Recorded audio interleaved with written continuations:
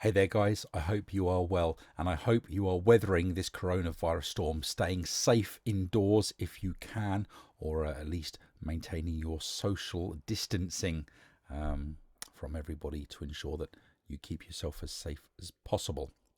Now, what I'd like to do, and I mentioned this yesterday on my socials, is read some stories to you. And I've picked a fantastic book, and it's Tales of Beedle the Bard, written by the fantastic J.K. Rowling, of course.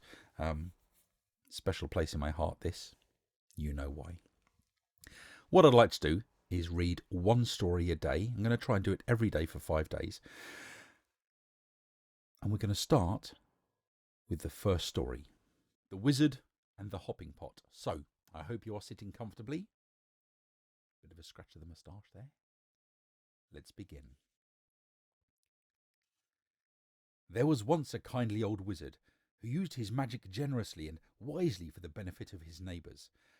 Rather than reveal the true source of his power, he pretended that his potions, charms, and antidotes sprang ready-made from the little cauldron he called his lucky cooking pot. From miles around, people came to him with their troubles, and the wizard was pleased to give his pot a stir and to put things right.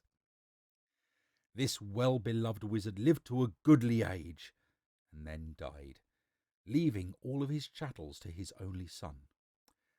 The son was of a very different disposition to his gentle father. Those who could not work magic were, to the son's mind, worthless, and he had often quarrelled with his father's habit of dispensing magical aid to their neighbours. Upon the father's death, the son found hidden in the old cooking pot a small package bearing his name. He opened it, hoping for gold, but found instead a soft, thick slipper, much too small to wear and with no pair. A fragment of parchment within the slipper bore the words, "In the fond hope, my son, that you will never need it." The son cursed his father's age-softened mind, and then threw the slipper back into the cauldron, resolving to use it henceforth as a rubbish pail. That night, a peasant woman knocked on the front door. "My granddaughter is afflicted by a crop of warts, sir," she told him. "Your father used to mix a special poultice in that old cooking pot." "Begone!" cried the son. "What care I for your brat's warts?" And he slammed the door in the old woman's face. At once there came a loud clanging and banging from the kitchen.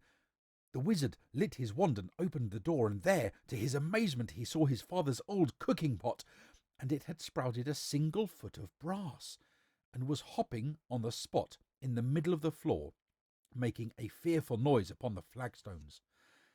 The wizard approached it in wonder, but fell back hurriedly when he saw that the whole pot's surface was covered in warts.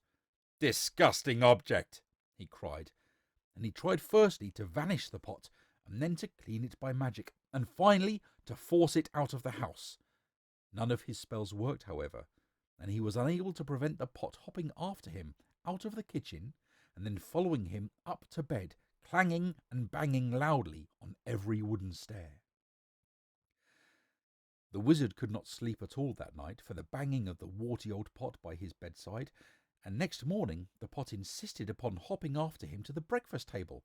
Clang, clang, clang went the brass-footed pot, and the wizard had not even started his porridge when there came another knock on the door. An old man stood on the doorstep. "'Tis my old donkey, sir," he explained. "Lost she is, or stolen, and without her I cannot take my wares to market, and my family will go hungry tonight."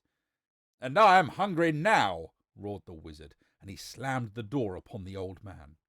Clang, clang, clang went the cooking pot, and its single brass foot upon the floor. But now its clanging was mixed with the brays of a donkey, and human groans of hunger echoing from the depths of the pot. "Be still, be silent!" shrieked the wizard, but not all his magical powers could quieten the warty pot, which hopped at his heels all day, braying and groaning and clanging, no matter where he went or what he did. That evening there came a third knock upon the door, and there on the threshold stood a young woman, sobbing as though her heart would break. My baby is grievously ill, she said. Won't you please help us? Your father bade me come if troubled. But the wizard slammed the door on her. And now the tormenting pot filled to the brim with salt water and slopped tears all over the floor as it hopped and brayed and groaned and sprouted more warts. Though no more villagers came to seek at the wizard's cottage for the rest of the week, the pot kept him informed of their many ills. Within a few days it was not only braying and groaning and slopping and hopping and sprouting warts, it was also choking and retching, crying like a baby, whining like a dog, and spewing out bad cheese and sour milk, and a plague of hungry slugs. The wizard could not eat or sleep with the pot beside him, but the pot refused to leave, and he could not silence it or force it to be still. At last the wizard could bear it no more. "Bring me all your problems, all your troubles and all your woes," he screamed, fleeing into the night with the pot hopping behind him, down the road into the village.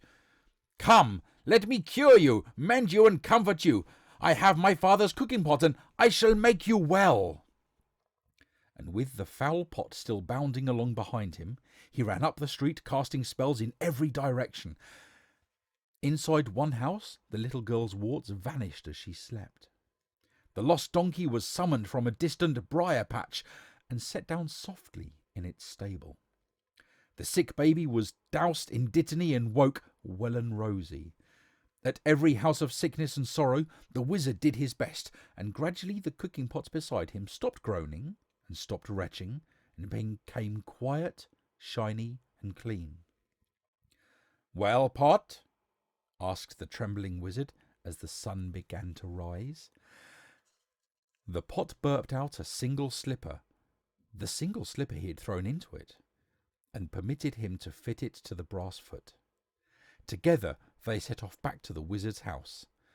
The pot's footstep muffled at last, but from that day forward the wizard helped the villagers like his father before him, lest the pot cast off his slipper and began to hop once more. So there you go.